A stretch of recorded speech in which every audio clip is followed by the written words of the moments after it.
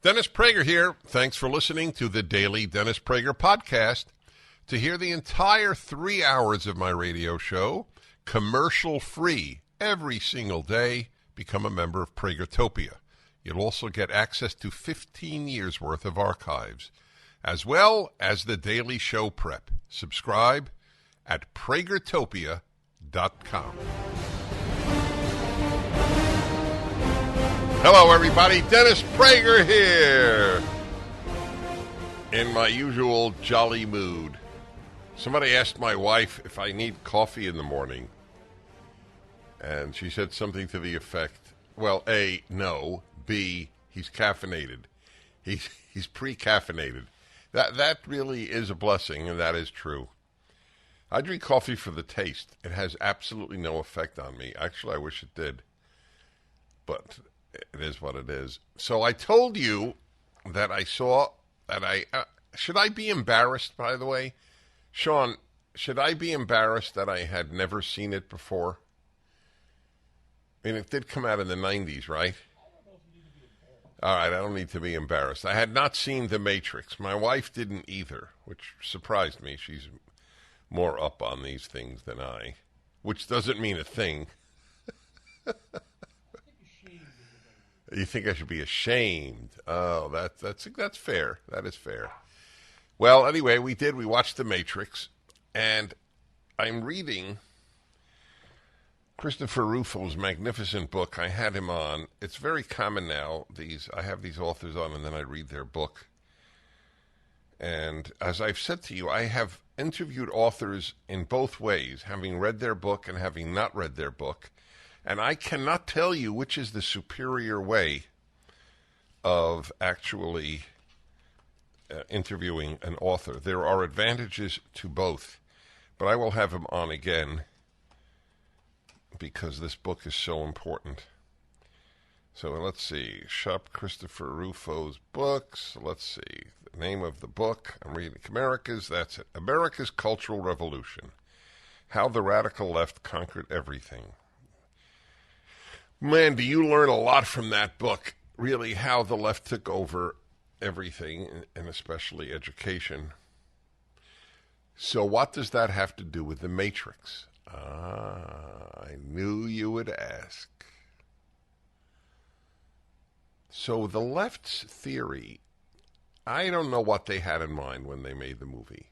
I'm sure there's been a lot written about the movie, so I'll tell you my take. The left believes that we, all of humanity, except for the enlightened few, as represented by what are those guys called, Sean? The guys who have the power the guys who are keeping everybody in the matrix. What are they called? Not the system. Come on, you don't know either. No, not Anderson. I'm talking about Mr. Smith, Agent Smith. What does Agent Smith represent? Agent Smith and his colleagues represent the people, maybe whatever they are, or if they're not people, AI, that are keeping humanity in the matrix. And there are a few people who have taken the red pill, and they have escaped the matrix into reality. Yes, there are 3 agents that are constantly fighting the good guys. So my take is that I'm sure they didn't mean it this way, but this is exactly how the left views society. They are the handful of people who have found reality. You and I, we live in this colonialist, imperialist, heteronormative, patriarchal matrix. We don't realize, capitalist. We don't realize that we are living in a fake world. They are living in the real world, and they will liberate us. We are being controlled by a handful of capitalists, imperialists, colonialists. That is their version of the world. And okay, I apologize for those beeps. I think I got rid of them. I think. That's the world in which we live. And as I read Christopher Rufo's book, I realize that is how the left views it. You, with your house and your 2-car garage and your dog, you live in a fake state. We will liberate you to live in a small apartment in a big city without a car, with relying on wind and solar power, learning about how despicable the founding of your society was, and that true liberation lies in a larger and larger and larger and larger state. And that's how I understand it. I have no doubt that was not what the people who made it had in mind. But who knows? It doesn't even matter to me. Fastest growing job market, government. New York Post today. See? That means less freedom. That, by definition. The bigger the government, the more it controls, the less free you are. Private sector hiring has slowed down at a worrisome rate. When counting downward revisions in hiring from the previous 2 months, the net employment gain was a meager 99,000 in the June report. But what is even more troubling is this. Guess what sector of the economy is on the biggest hiring binge? Government. This is very scary. I mean, truly scary. During the just-ended first half of 2023, federal, state, and local governments, oh my God, this is the first half of 2023, federal, state, and local governments added 379,000 workers to their payrolls. The left wants this because the bigger the government, the more power it has, and the more people government employs, the more people vote Democrat. Their jobs are at stake. The very idea of shrinking government and thereby spending less money that we don't have is anathema to people who are employed by the government. Why would they vote Republican? It means I am voting to fire myself. This was more hires than any industry in America. It was more than mining, manufacturing, construction, wholesale, and transportation combined. With the federal government running a $2 trillion annual deficit. $2 trillion. And with the COVID crisis long behind, shouldn't we be systematically downsizing? The only industry that comes anywhere near the government in hiring so far in 2023 is healthcare/hospitals. Oh, that's charming. And that industry is half funded with government dollars from programs like Medicare and Medicaid.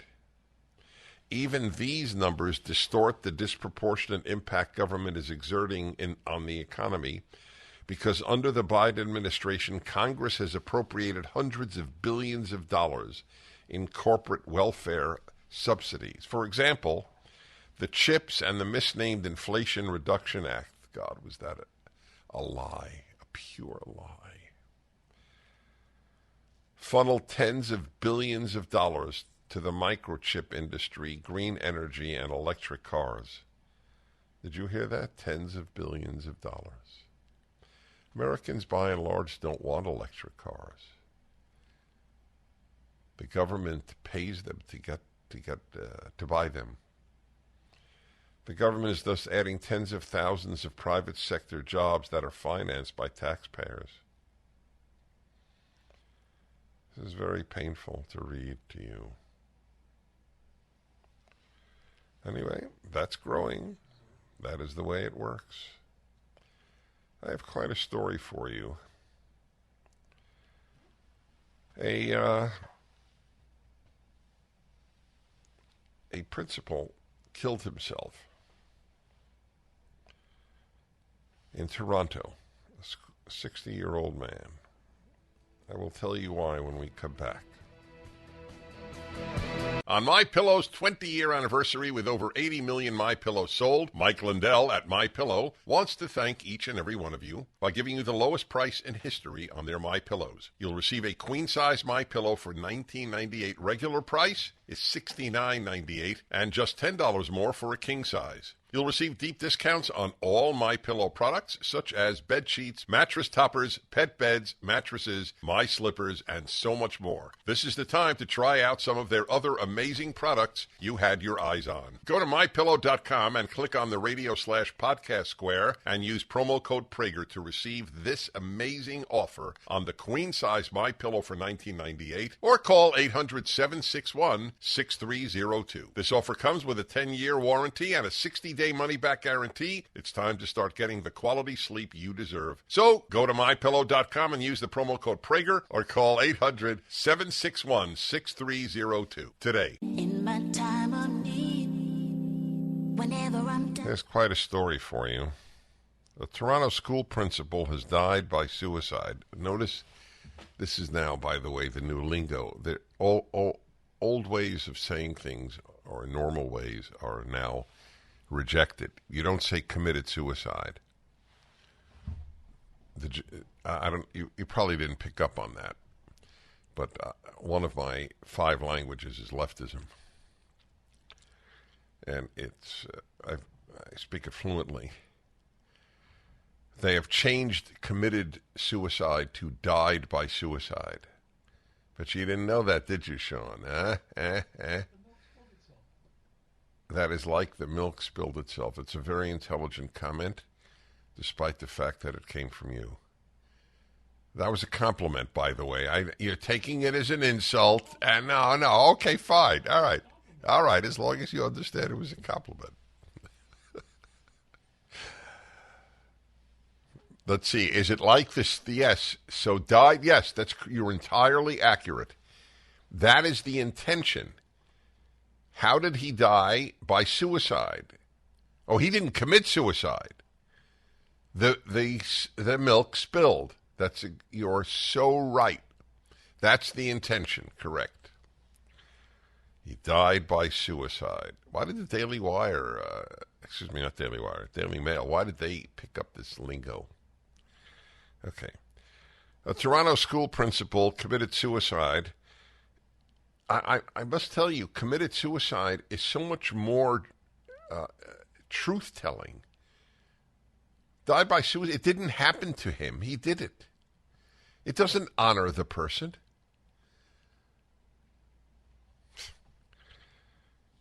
After he was accused of supporting white supremacy for calling out a black instructor during anti-racism training. You know that arguably Canada is moving towards totalitarianism at a greater rate than the United States. With Justin Trudeau and blocking the truckers' ability to use their own money in their bank accounts, I think that they surpassed us at that point. But it is definitely a competition downhill for which society can die by suicide more quickly, Canada or the United States.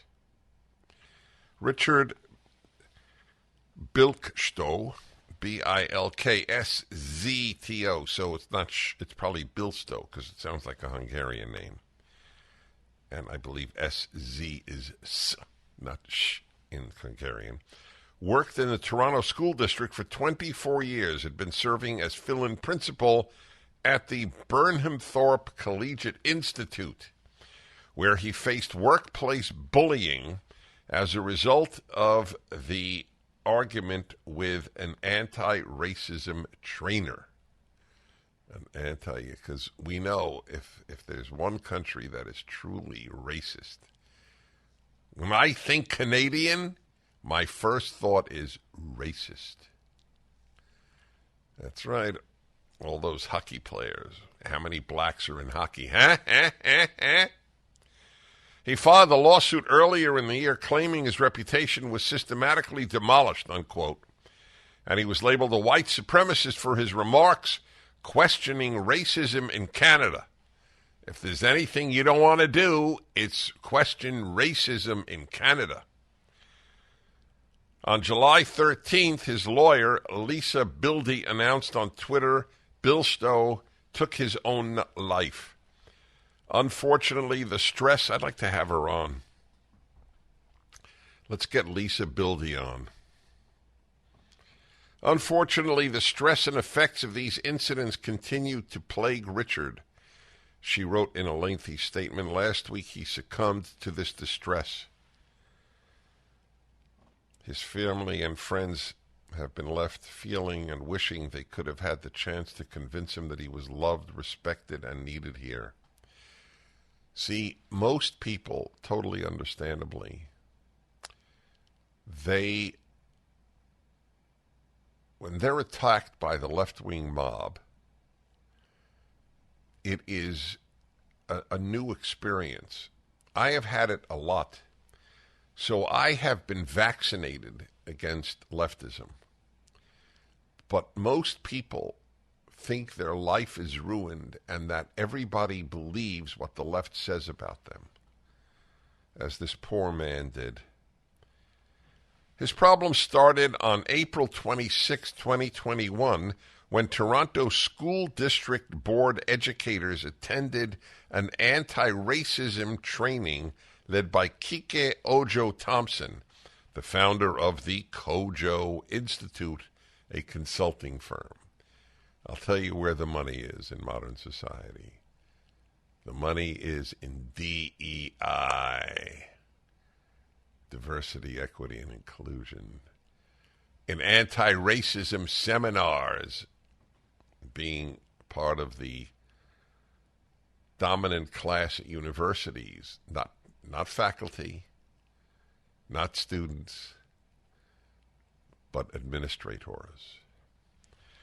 In his lawsuit, the Toronto Star reported, Bill Stowe claimed Ojo-Thompson told educators that Canada could be considered more racist than the U.S.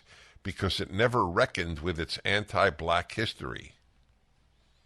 That's right.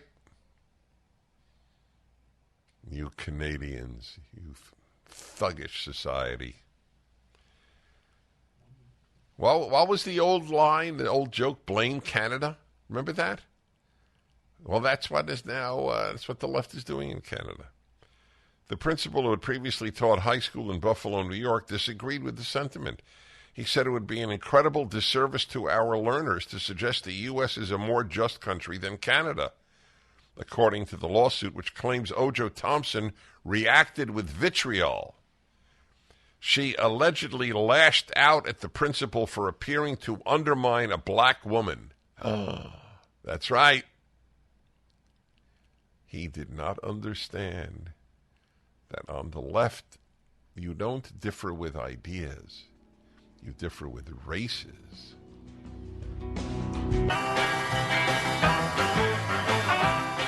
Really despicable people are involved on the left in ruining people's lives. This example from Toronto is really perfect, where we have this man, 60-year-old principal of a school, and he told this black,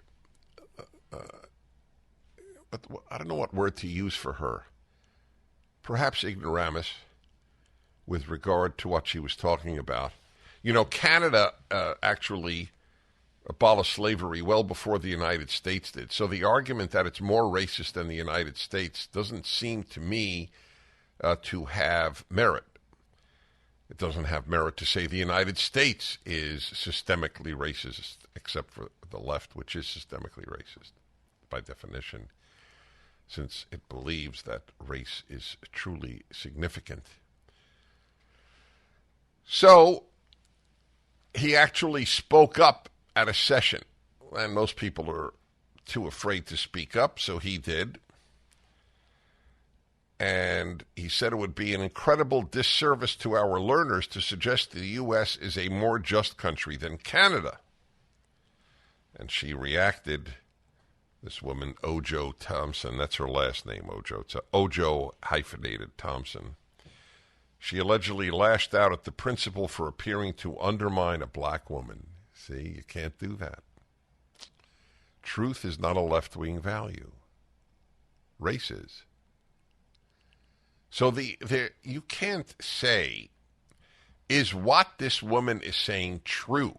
That's a right-wing, it's even a liberal, though liberals vote for the left, and so they are ruining the society single-handedly. But liberals ask, is it true? They used to anyway. And conservatives ask, is it true? Leftists ask, who said it? What is the color of the person who said it? So you can't, quote, undermine a black woman.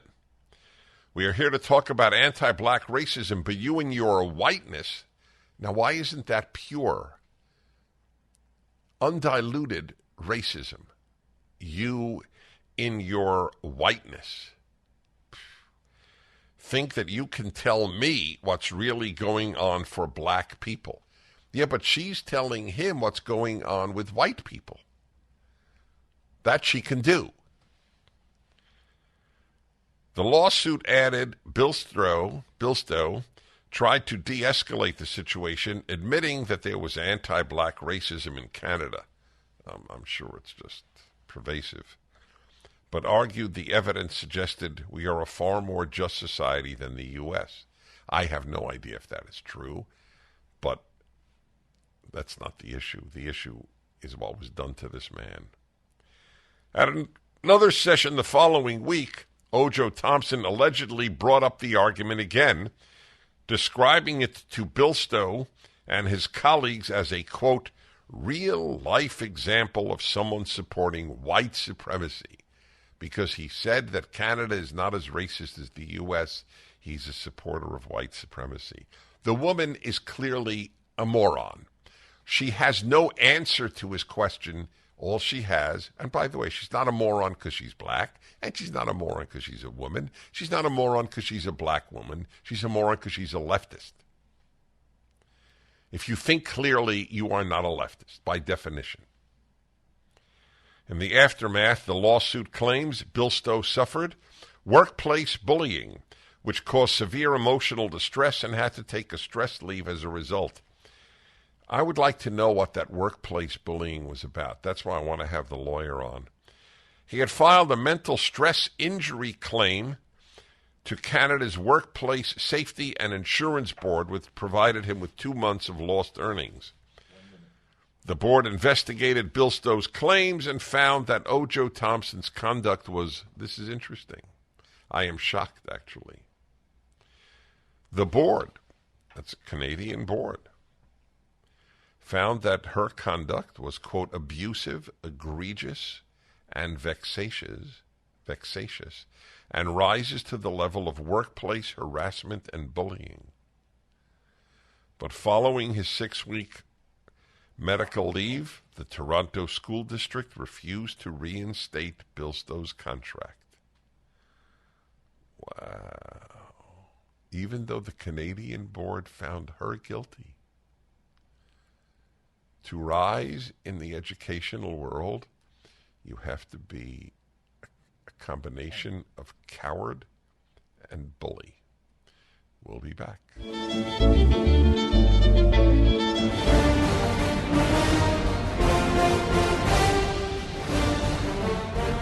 Hello, my friends. Hope you had a good weekend. You didn't expect that. I'll bet you didn't.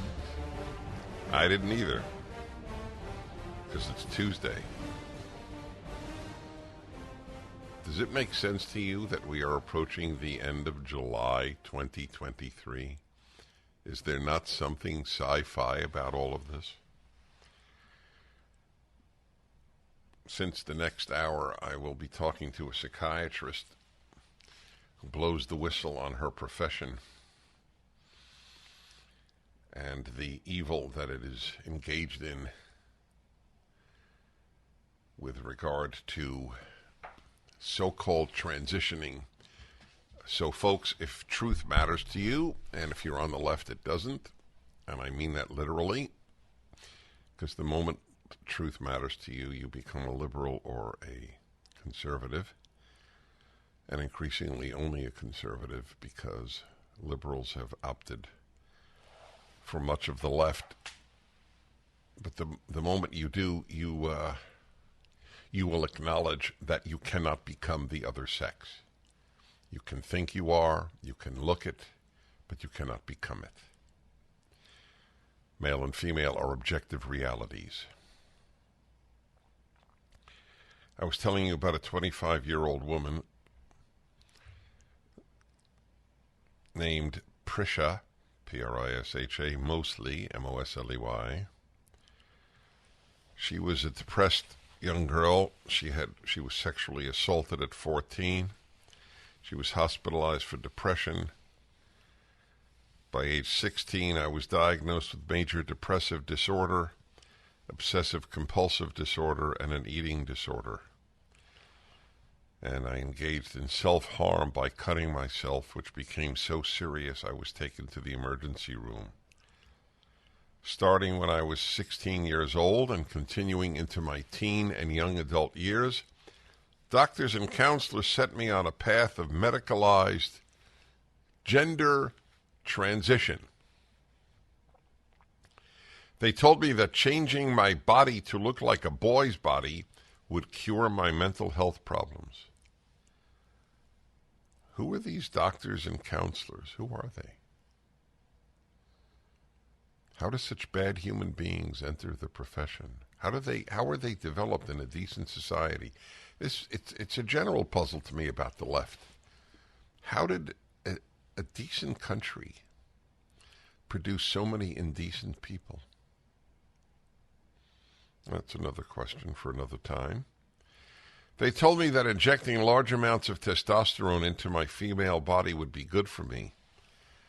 They also encouraged me, you hear that?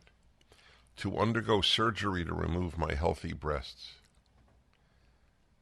Well, I trust that nobody on the left condemns Muslims for clitoridectomies, the removal of girls' clitorises in various Muslim countries in Africa.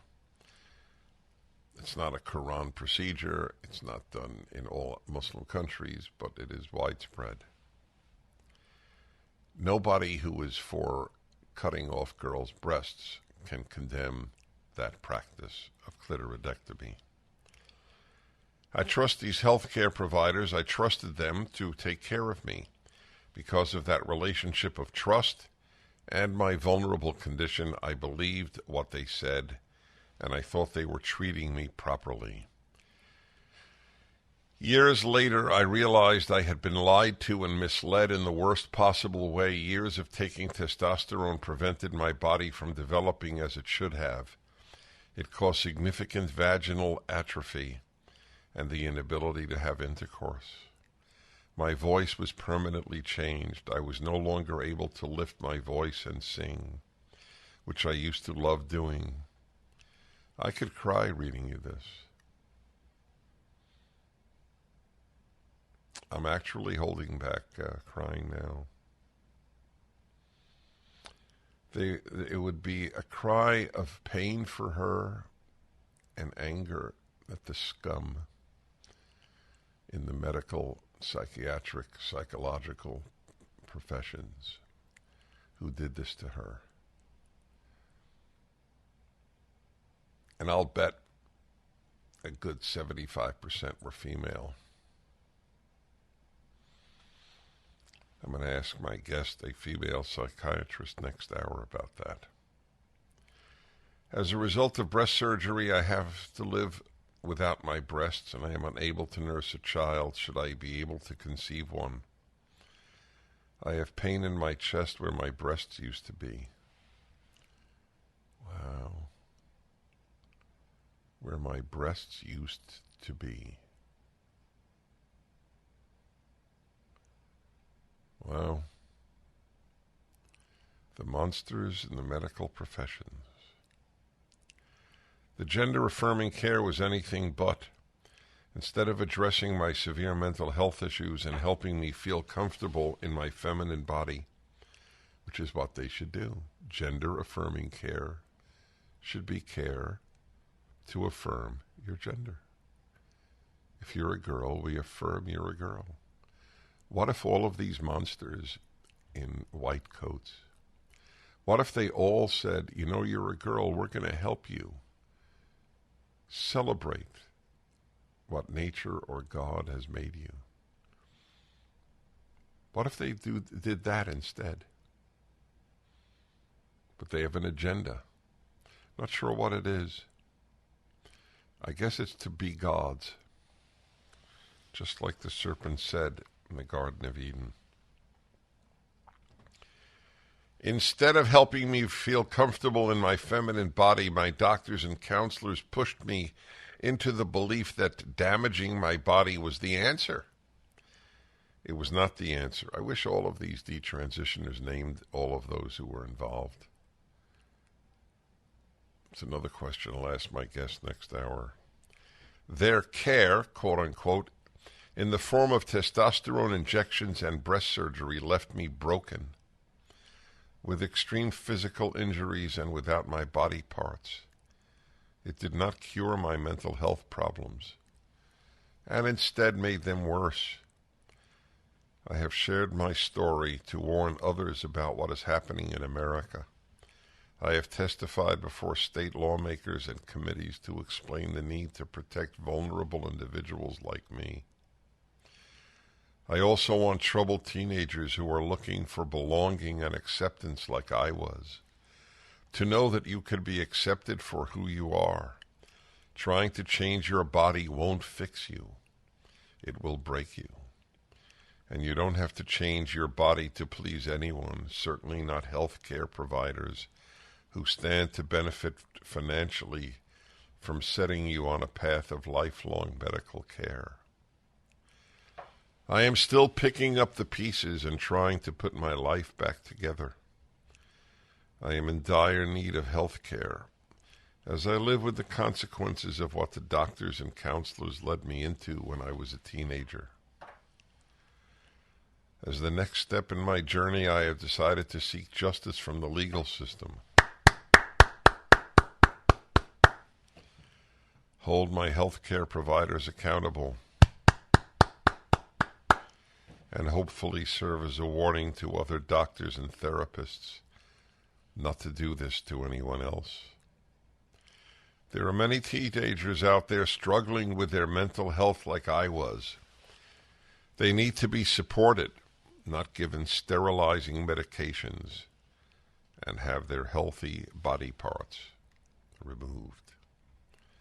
Prisha Mosley is a 25-year-old woman and detransitioner. I hope she sues them into bankruptcy.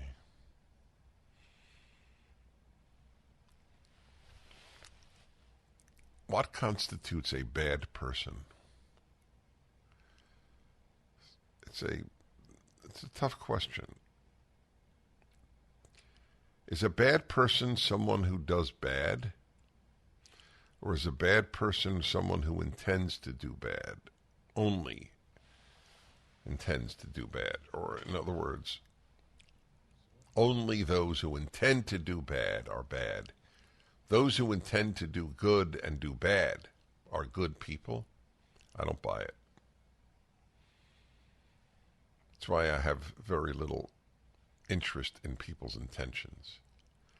Very few people wake up in the morning and say, another day to do evil. Most people who do evil have deluded themselves, like the psychiatrists and other doctors.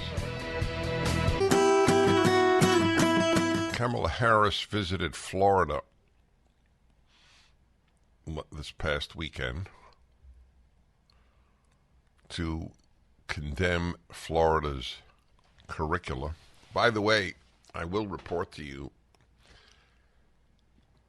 at some point, I'll report to you right now, that Florida is the first state to adopt PragerU materials officially in its curricula. Teachers in all 50 states have been using them, but now it's going to be an official part of the curriculum. The left is going crazy. You can have radical left stuff permeate the curriculum. That they love. But to have responsible, it's not even right wing, it's just responsible. Look at our materials.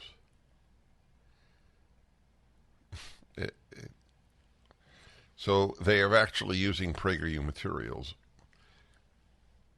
But even before that, Kamala Harris, one of the least impressive people to ever hold public office in American history, went to Jacksonville, this is from National Review, to criticize its new school curriculum. In remarks Thursday, that's last Thursday, Harris blasted efforts in some states to ban books and push forward revisionist history. For the left to accuse others of pushing revisionist history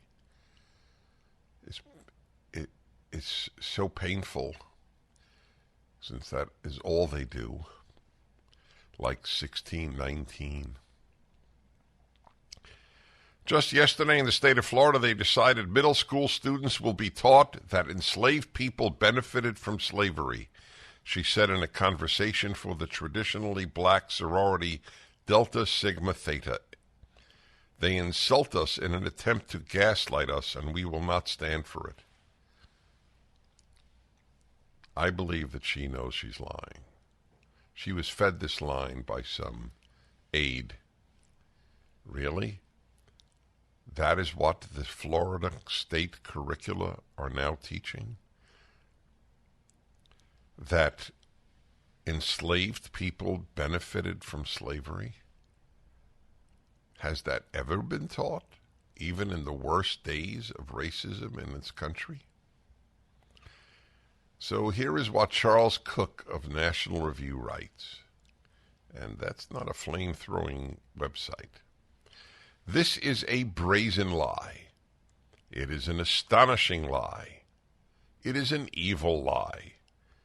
It is so untrue, so deliberately and cynically misleading, that in a sensible political culture, Harris would be obligated to issue an apology. Instead, NBC confirms she will repeat the lie today during a speech in Jacksonville. This was Friday. I have been trying to work out how best to illustrate the sheer scale of Harris's falsehood, and I've come to the conclusion that the only way to achieve it is to list in one place all the relevant parts of the course about which she is complaining. So I have copied and pasted every single reference to slavery, slaves, abolitionism, civil rights, and African Americans that is in the document. Wow.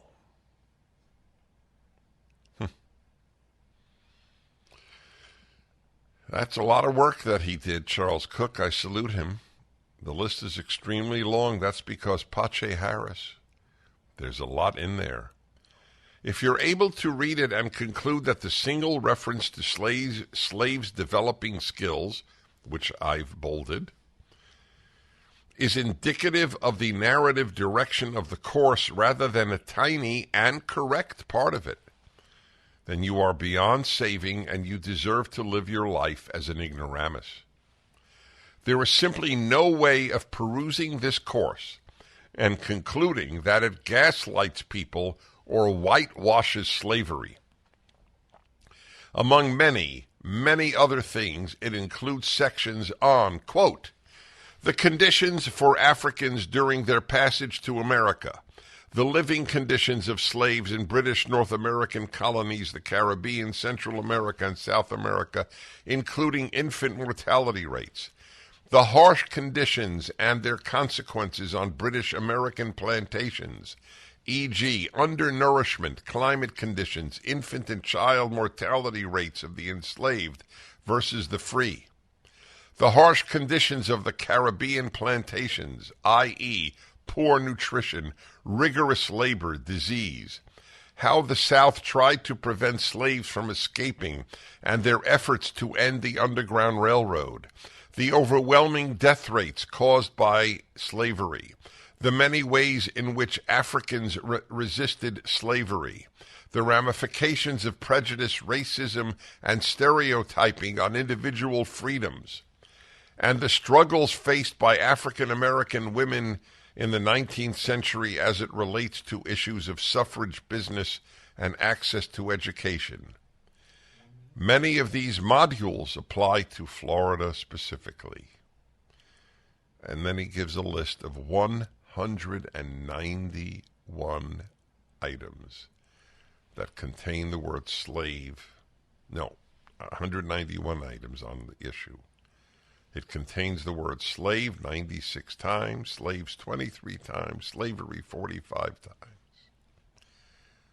Kamala Harris didn't merely lie. Like all of the left, she's a liar. This is the proof, but no one on the left will read this, will know this, or hear this. Here's an interesting piece I found in the Daily Mail. Albert Einstein letter in which he said God could not have created the universe and science replaces and supersedes religion goes on sale for £100,000. Letter was sent to a religious studies teacher based in Brooklyn, New York. He famously described religion as a childish superstition born out of human weakness, but 4 years before his 1954 God letter, legendary physicist Albert Einstein told a group of students in separate correspondence that science, quotes, replaces and supersedes religion. Why am I bringing this to your attention? Because I don't give a damn what Albert Einstein thought about religion. That's why. The fact that people care about what he thought about religion is proof that he's right. Science has superseded religion. I came to this conclusion decades ago when I saw an ad in the New York Times, whole page, Nobel laureates oppose capital punishment. And I thought, what the hell do I care what a Nobel laureate in chemistry or physics or poetry thinks about capital punishment? It's part of the worship of the intelligentsia, which the intelligentsia tries to bring about. Albert Einstein was not a particularly bright man outside of science. He was, for example, a pacifist. Pacifism is stupid. Pacifism is morally stupid. It is never right to kill. Are you kidding me? Einstein, a Jew, thought it was not right to kill the Nazis? I mean, he's not here to answer the question, but if you're a pacifist, then you believe that fighting the Nazis was evil. That's what pacifism means. It doesn't mean sometimes you kill. That's my position. Sometimes you kill. That's the reason I'm bringing this to your attention. By the way, not by the way. Well, I guess by the way. Science supersedes religion is stupid as pacifism. I'll prove it to you. Give me one moral instruction that you derive from science. One. Does science tell you to love your neighbor as yourself? Does science tell you to give charity? Does science tell you to tell the truth? What does science tell you? Nothing! I don't blame science. Asking science to give me moral instruction is like asking a fish to ride a bicycle, to use the old feminist phrase, where it's worthwhile to use it. Science has no moral teaching. If it has any moral implication, it's that the fittest will survive, which is exactly what Hitler said. Whoa, Einstein said science supersedes religion. Well, so what? Two of the most powerful words in the English language. So what? Listen here. Here is his, this. It was written in German. So I think I should read it to you in German. Sehr geehrte Frau Munk, solange die Erzählungen der Bibel wörtlich genommen werden, I am, at this moment, amusing Sean and myself. More me than Sean, I will admit. I will give you some of the English when we return. Hello, everybody. This is the Ultimate Issues Hour, the third hour every Tuesday. It's impossible to overstate the importance of the Ultimate Issues Hour. It's, in fact, the non-clarity on the big issues of life that has led us to the terrible state that we are in right now in so many arenas of life. So, this is it. We talk about the big issues. There's no bigger issue. There may be many tied for biggest, but there's no bigger one than this. What is being done to young people in the name of transitioning. So I have an eminent psychiatrist on who has written a truly critically important book, Lost in Transnation. Good title, isn't it? A child psychiatrist's guide out of the madness. Madness is the perfect word. People look at the Salem witch trials and go, how could they have been so crazy? I would say that the argument for witches is no less valid than the argument of transitioning people into the other sex, something that is not possible. It is not possible. You could disprove this movement, but you couldn't disprove witches. Maybe they really existed. We are living in an age of madness. It takes guts for a psychiatrist to be a whistleblower. It takes guts for anybody to be. Dr. Miriam Grossman has courage, and she is my guest. The book is Lost in Transnation. Transnation, not translation. Julie Hartman is with me, as she is now often on the third hour of my show. Good to have you, Julie. Thank you. This is a big deal to have Miriam Grossman on. It's a special woman. So, before anything else, Miriam, Dr. Grossman, I'll interchangeably call you both. Could you tell my listeners what Barnes & Noble has decided to do about your book? Yes, of course I will, and thank you so much for having me on. Well, Barnes & Noble is not selling my book. If you go to their website and try to order it, you get a response that says we are currently out of stock for availability. If you go to a actual store and ask for it, they tell you the same thing, we're out of stock. And this began the day, or I heard about it the day after the book came out, which was last Tuesday. So I first heard a report. People started to email me and message me through my Twitter account that they were walking into Barnes and Noble, or they were going online and trying to buy it, and they were getting that message, and they were saying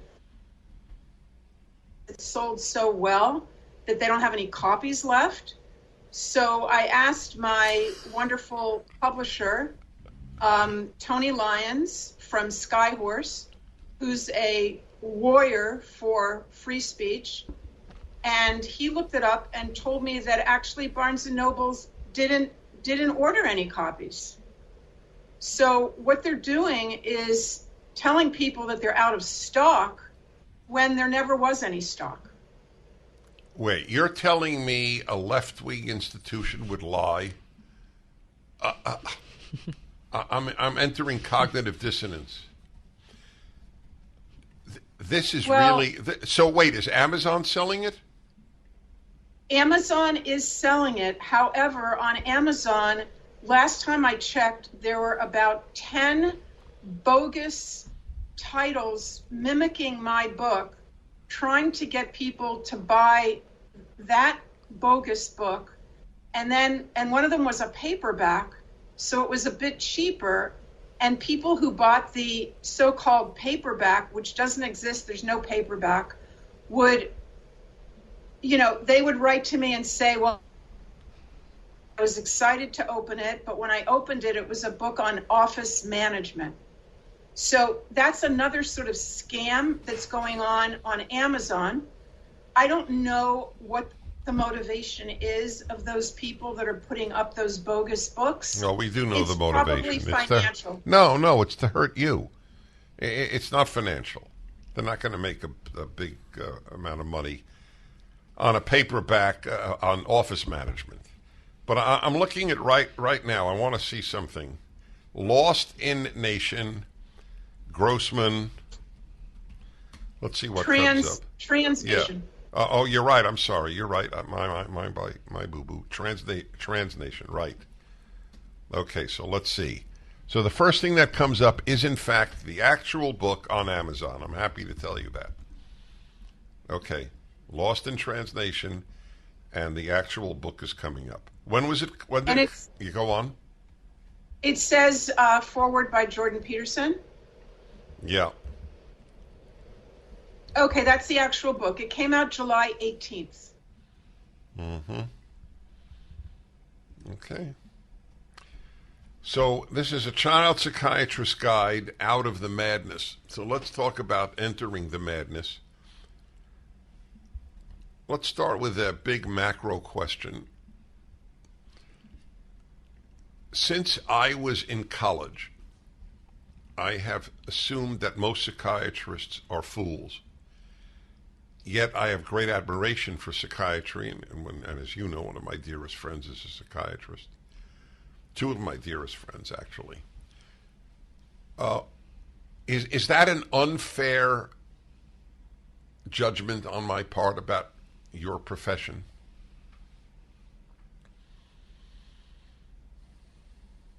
Did you say, I want to make sure I understand. You said fools. I said, I think I have believed since college most psychiatrists are fools. It began when they said that when, I don't know how many it was, hundreds, 1,000, signed a petition that Barry Goldwater was mentally ill because they didn't like his politics. Barry Goldwater was not mentally ill. They perverted science by making a therapeutic assessment of someone they never met. And the silence of the psychiatric group about using psychiatry to place Soviet dissidents in psychiatric wards. Nothing that I have experienced in my life has made me admire the American Psychiatric Society, or whatever it's called, Academy, whatever it is, or it's the profession. There are any number of terrific individual psychiatrists, but tell me if my assessment is overly harsh. Well, the way that I look at it, is that my profession, my specialty of medicine, is particularly liable to influence, ideological influence. So I don't think it's a matter of being so much foolish as it is a matter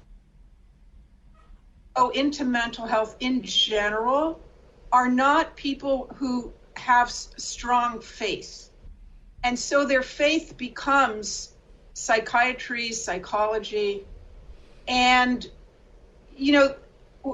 there's you're not going to find truth in psychiatry. You're not going to find a moral compass, a phrase that I learned from you, in psychiatry and in mental health. And so I think that it's easy for people who have no moral compass of their own, no real beliefs in it, that they then turn to psychiatry and they make it their God, and they really lose their way, as they have with transgenderism, which is probably the best example.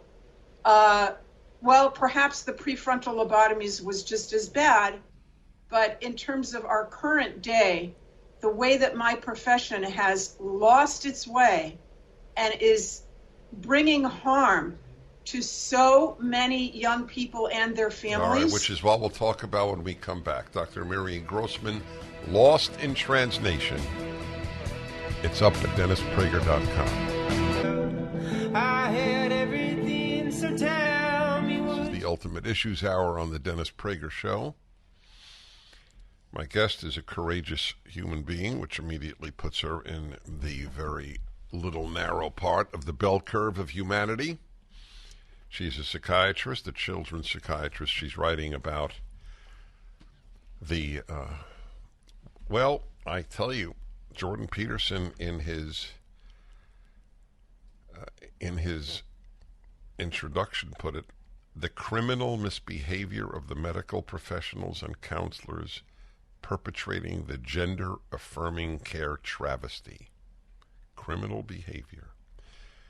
So here's a child psychiatrist. Okay, so let's get to the nitty-gritty. You say you could, you're giving a guide out of the madness. So let's say there is someone listening, and I have no doubt that someone is listening, whose child came home in the last few months, maybe today, and said she's let's say 11 years old or 8 years old. Mom, Dad, usually just mom, I suspect, though it's an interesting question unto itself. I'm a boy. What should the parent say? Well, Dennis, I have an entire of exactly that conversation, the first few conversations that a parent can have with their child when the child comes home and makes such an announcement. And to boil it down to just a few essential elements, that those first conversations are not a time to argue. Those conversations are a time, number one, to listen, to be curious, to learn from your child. Because if your child, it means that they are in distress of one sort or another. They are choosing a new identity. Either they're running away from their masculinity or femininity, or they're running to this new persona. And there are reasons for that.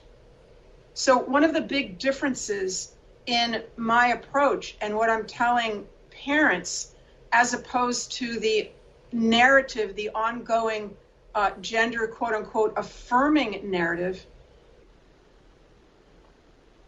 when any person, especially a child, a vulnerable child, decides that they have to be somebody else.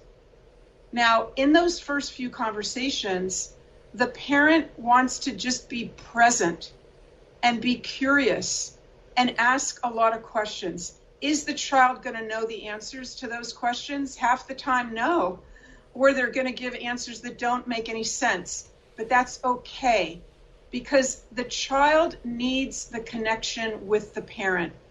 The parent may think that that's not at all just running away and doesn't want that relationship. That is not true. The child wants approval on a deep level.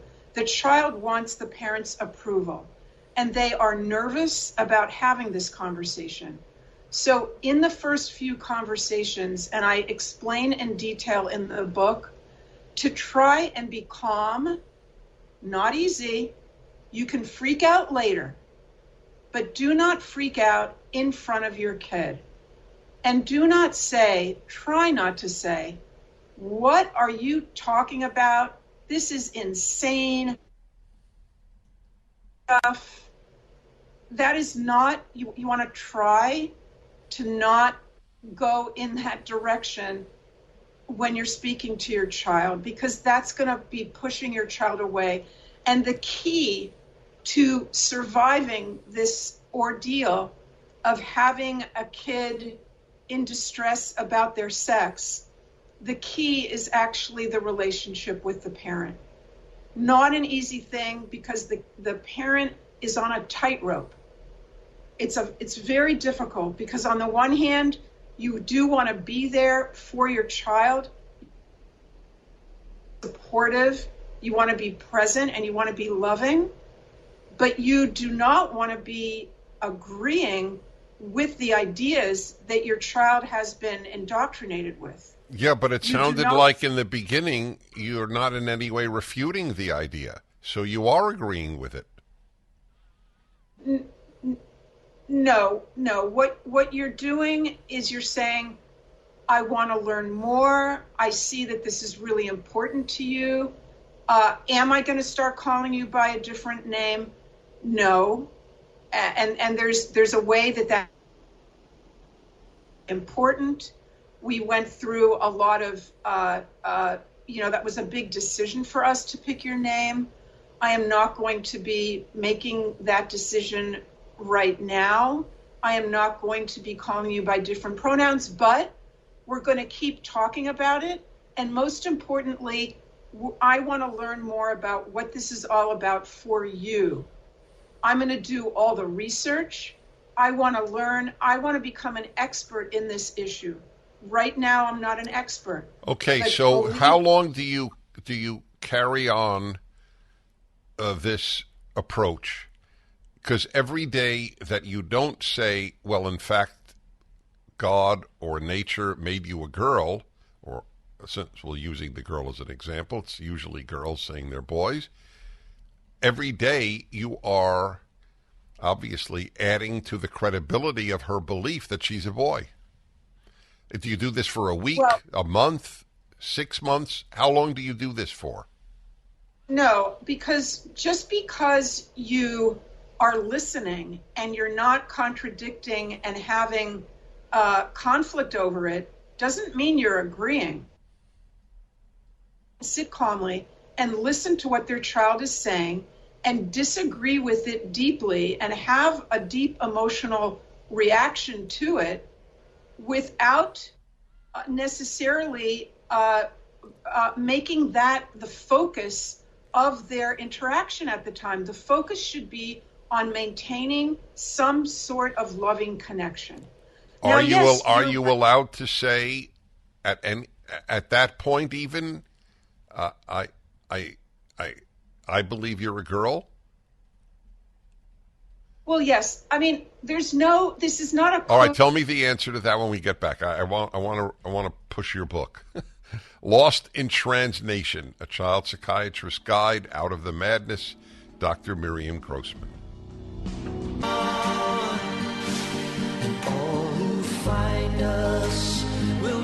Miriam Grossman is a child psychiatrist dealing with about as tough an issue as exists today in that arena. Lost in Transnation is the name. A Child Psychiatrist's Guide Out of the Madness. All right, so I have been pushing you because I so respect you and so want to hear what you have to say. I gave you the imaginary example of somebody coming to their parent, a girl, 8 or 11, I'm really a boy, and what should the parent say? So the first thing is, I'm reviewing. The first thing is you have to maintain your child's desire to communicate with you in this regard. Correct? Is that a fair summary? Absolutely. You want to be present and child, yeah. Okay. At the same time, you can say, I love you the way you are, and you are a girl. Can you say that? Well, of course, listen, this is not, a recipe that everything is measured out perfectly. I'm giving parents just basic sort of guideposts that they should follow, that they might be prepared should this happen in their family. So it is for families that are currently going through this catastrophe, and it is a catastrophe, but it's even more so for parents who who might be facing this in their future, and for them to be prepared so that they're not blindsided, like the hundreds of parents that I've talked to who just didn't know even what to say and had no understanding of where this is coming from. You see, I discovered this gender ideology, this belief system, because that is what it is. There's no science or medicine that's behind it. Belief system. And I discovered it maybe 15 years ago when I was studying sex education. And I realized that as part of sex education that was being put out there by Planned Parenthood and Psychiatrist and other organizations, the kids were being told that there's no such thing as a male-female binary. That is an oppressive that's an oppressive idea. There's many different sexes. Sex is on a spectrum. Sex is assigned at birth. Now, of course, Dennis, and Congress a few weeks ago, kind of appalling, right, that a doctor has to testify in the House of Representatives that sex is established at conception when the sperm meets the egg. It is not randomly assigned at birth by a doctor or a midwife. That is Orwellian language that manipulates us, and children especially, to believe that male and female are random, insignificant decisions made by someone that hardly even knows what's going on, and that your body, the sex of your body, is essentially insignificant. It's how you feel, how you experience yourself. In other words, it's a philosophy that promotes disembodiment. Disembodiment, being separate from your body. That is what our kids are being indoctrinated to believe is healthy and wonderful, when it's really the opposite. We don't want anyone feeling disembodied. That in itself is a psychiatric problem. A destructive way of thinking. It's an irrational belief system that's been around for quite a long time. I tried to warn parents about it in a book that I wrote called You're Teaching My Child What? In 2009. Unfortunately, that book was considered a extreme religious right, screed, because it was published by Regnery. And unfortunately, it took this calamity that we're in right now, in which we have tens of thousands of kids and parents who are being destroyed by this. That's right. I'm going to ask you when we come back, would it help if every one of these kids met a young person who regretted having transitioned?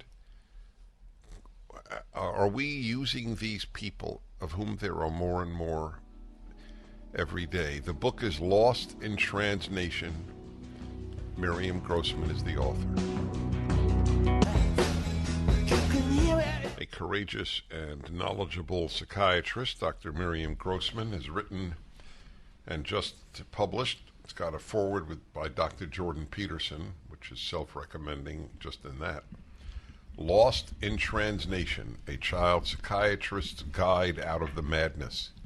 What do you think of my idea that there be a sort of repository of young people who deeply regret transitioning, and they would be available to speak to your child who claims to be the other sex? What do you think of that? Well, in fact, Dennis, that is already happening. And the parents of these kids are quite desperate sometimes to reach the detransitioner and get that person. The detransitioner meaning, of course, somebody who went through so-called affirming care, was medicalized to either a lesser or greater degree. Some of them only took hormones, others had surgery and now regret it. And you're absolutely right. The numbers are growing as we speak. I'll just explain something. First of all, these people who are detransitioners, they are dealing with their own healing from what they've been through. And so, some of them are coming out and making videos and, being interviewed. Chloe Cole comes to mind, a remarkable young woman who's been out there now for a while, was interviewed by in a very, very moving way. I mean, you cannot watch this and just not cry. You cannot watch this, what happened to this young woman and what was done to her by my colleagues, my medical and mental health colleagues. And, this is why I wrote the book, also because I'm so outraged at how parents and children are being misled and given misinformation. But getting back to your question, Dennis, so the detransitioners, they can only do so much.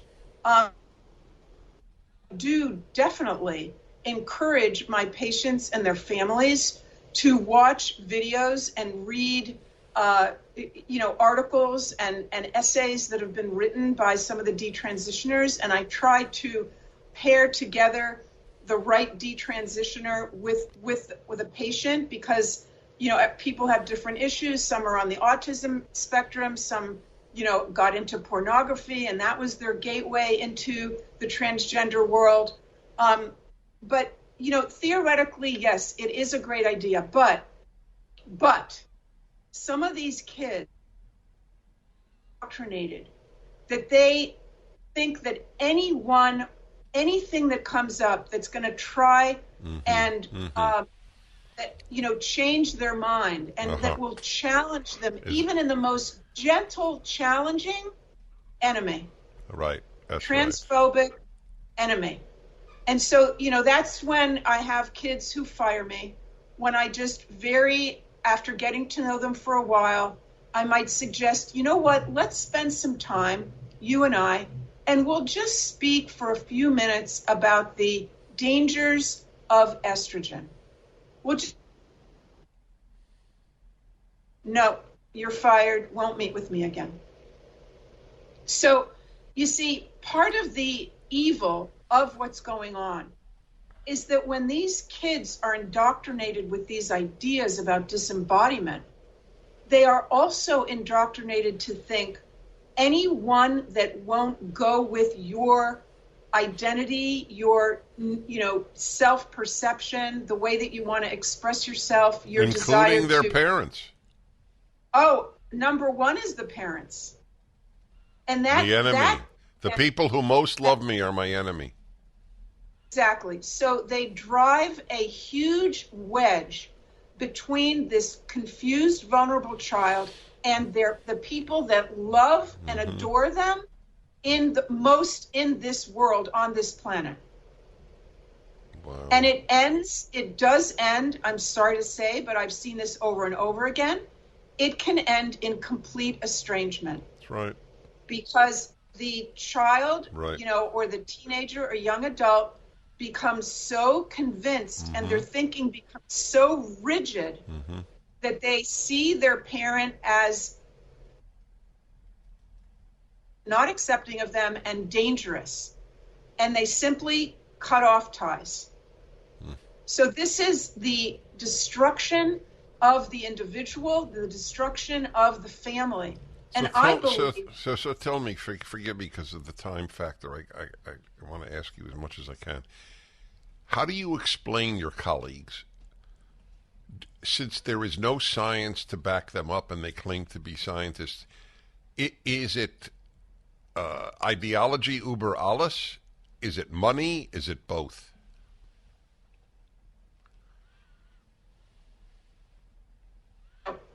There's different ways of thinking about it. I know that my colleagues that I've talked to about this privately all agree with me. They all agree. But when I ask them, okay, well, what are you going to do about it? No, you're doing a great job. Okay, I'm doing a great job, but you need to speak up about it. Well, I don't know. I'm not the type. So basically, it's an issue of lack of courage. Of course, being worried about losing your livelihood and losing your job. Yeah, but that's why they don't speak up. I'm talking about the activists. The ones telling kids, you're really a girl, you're really a boy. Oh, in that case, Dennis, I believe that most of them, I'm going to put money aside. In mental health, there isn't that much money to be made. The surgeons can make a lot of money. But in mental health, I believe it is the blind following of our professional organizations that have been hijacked. So people just blindly say, well, but the the American Psychological Association, the American Academy of Pediatrics, they're all hijacked. But that's the next subject for when we get together again. One of the important books of our time, Lost in Transnation, A Child Psychiatrist's Guide Out of the Madness, Dr. Miriam Grossman. I salute you, Dr. Grossman. I'll have more to say, folks, when we come back. Dennis Prager here. Thanks for listening to the Daily Dennis Prager Podcast. To hear the entire 3 hours of my radio show, commercial-free, every single day, become a member of Pragertopia. You'll also get access to 15 years' worth of archives, as well as the daily show prep. Subscribe at pragertopia.com.